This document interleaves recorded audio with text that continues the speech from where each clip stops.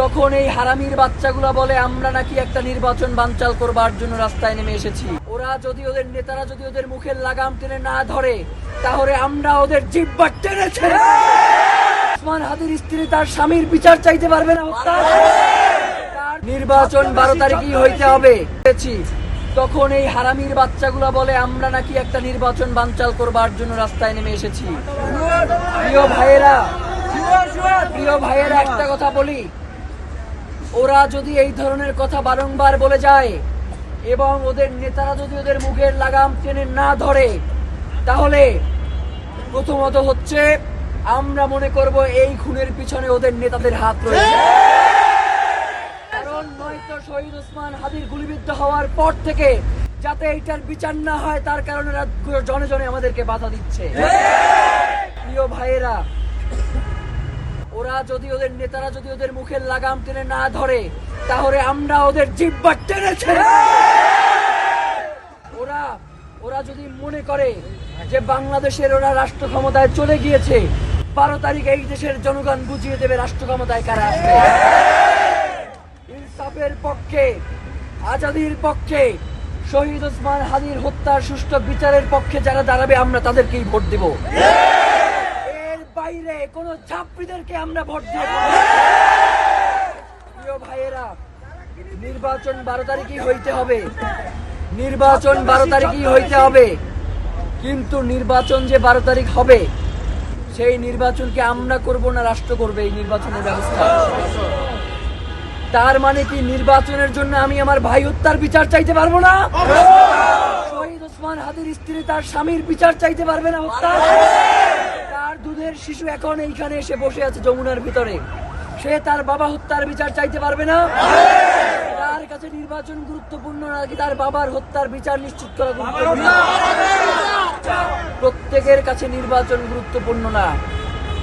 শহীদ ওসমান হাদির সন্তানের কাছে তার বাবার হত্যার বিচার গুরুত্বপূর্ণ। আবার এই আপনারা যারা সামনে বসে আছেন, দীর্ঘ 17 বছর ধরে আপনারা কেউ ভোট দিতে পারেন নাই, যার কারণে আপনাদের জন্য নির্বাচনটা অনেক গুরুত্বপূর্ণ। কিন্তু যারা এই নির্বাচন এবং বিচারকে পরস্পরকে মুখোমুখি করবার চেষ্টা করছে, আমরা তো মনে করি ওরা নির্বাচনও চায় না, বিচারও চায় না। প্রিয় ভাইয়েরা, এই বাংলাদেশে 12 তারিখে নির্বাচন হবে। আবার জাতিসংঘের তত্ত্বাবধানে শহীদ ওসমান হাদির তদন্ত নিশ্চিত না করা পর্যন্ত আমরা রাজপথেও থাকবো। দুইটাই একসাথে চলবে।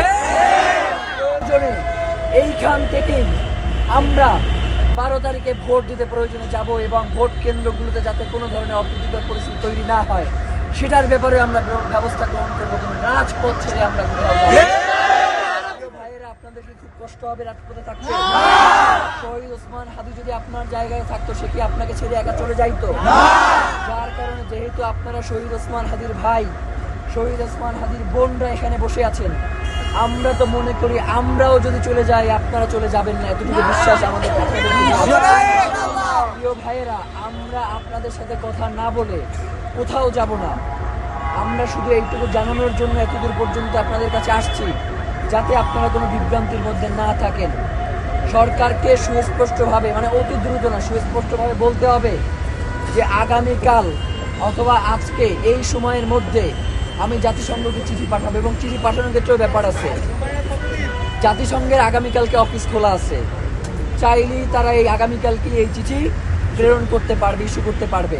এখন এইখানে একটা ব্যাপার আছে, বর্তমান প্রধান উপদেষ্টাকে জাতিসংঘের মানবাধিকার যে কমিশন রয়েছে, সেটাতে একটা চিঠি ইস্যু করতে হবে এবং সেখানে স্পষ্ট করে তিনি লিখে দিবেন যে শহীদ ওসমান হাদির হত্যার বিচার করবার জন্য বিচারের সাথে বাংলাদেশের নিরাপত্তা ইস্যু জড়িত রয়েছে, বাংলাদেশের শান্তি শৃঙ্খলা জড়িত রয়েছে, বাংলাদেশের আগামী দিনের যে নির্বাচন, স্বাধীনতা, সার্বভৌমত্ব এবং নির্বাচন, এই প্রত্যেকটা অঙ্গাঙ্গিভাবে জড়িয়ে আছে। যার কারণে শহীদ ওসমান হাদির হত্যার তদন্তটা অতি দ্রুত হওয়া প্রয়োজন। এবং এর জন্য যেহেতু এই ঘটনা এখন আর দেশের মধ্যে নাই, সরকারের পক্ষেই তো বারংবার বলা হয়েছে খুনিরা দেশে নাই, বলছে না? যেহেতু খুনিরা দেশের মধ্যে নাই, যার কারণে এটা অলরেডি এটা ইন্টারন্যাশনাল ইস্যুতে পরিণত হয়ে গেছে। যার কারণে আমরা মনে করছি যেহেতু এটা একটা আন্তর্জাতিক ইস্যুতে পরিণত হয়েছে, যার কারণে আন্তর্জাতিকভাবেই এর সমাধান করতে হবে। যার কারণে জাতিসংঘের মাধ্যমে শহীদ ওসমান হাদির তদন্ত নিশ্চিত করতে হবে। আমরা জাতিসংঘকে বিচার করতে বলতেছি না, জাতিসংঘকে এটা তদন্ত করে দেওয়ার জন্য বলতেছি। দেশে দেশে সবার সাথে দ্য নিউজ।